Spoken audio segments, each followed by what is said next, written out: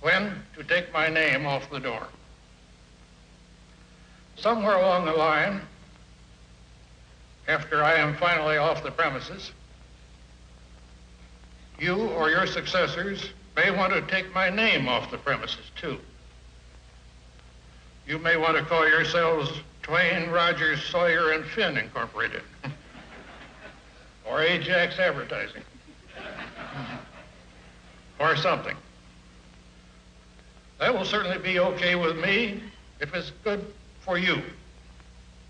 But let me tell you when I might demand that you take my name off the door. That will be the day when you spend more time trying to make money and less time making advertising, our kind of advertising.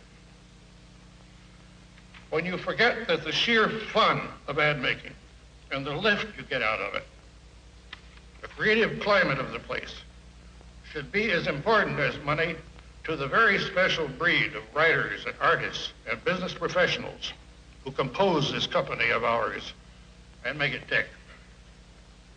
When you lose that restless feeling that nothing you do is ever quite good enough.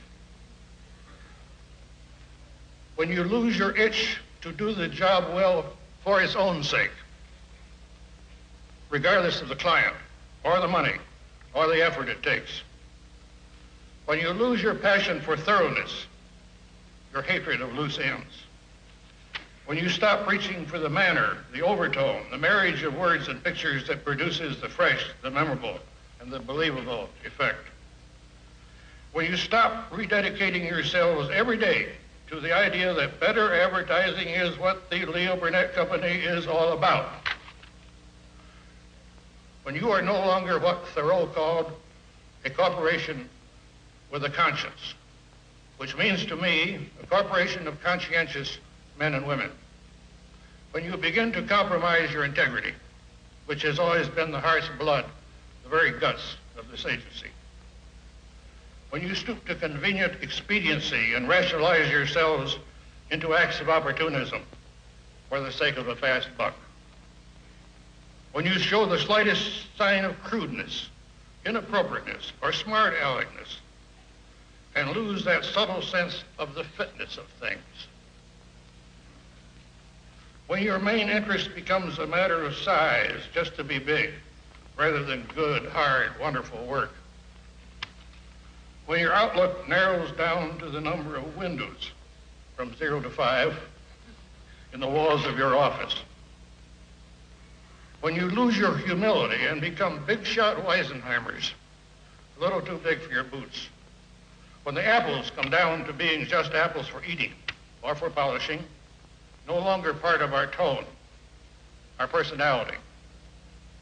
When you disapprove of something and start tearing the hell out of the man who did it, rather than the work itself. When you stop building on strong and vital ideas and start a routine production line. When you start believing that in the interest of efficiency, a creative spirit and the urge to create can be delegated and administered, and forget that they can only be nurtured, stimulated, and inspired. When you start giving lip service to this being a creative agency and stop really being one. Finally, when you lose your respect for the lonely man, the man at his typewriter or his drawing board or behind his camera or just scribbling notes with one of our big black pencils or working all night on a media plan, when you forget that the lonely man, and thank God for him, has made the agency we now have possible. When you forget he's a man who, because he's reaching harder, sometimes actually gets hold of, for a moment, one of those hot, unreachable stars. That, boys and girls, is when I shall insist you take my name off the door. And by golly, it will be taken off the door. Even if I have to materialize long enough some night to rub it out myself on every one of your floors. And before I dematerialize again, I will paint out that star-reaching symbol, too, and burn all the stationery. Perhaps tear up a few ads in passing. and throw every goddamn apple down the elevator shaft.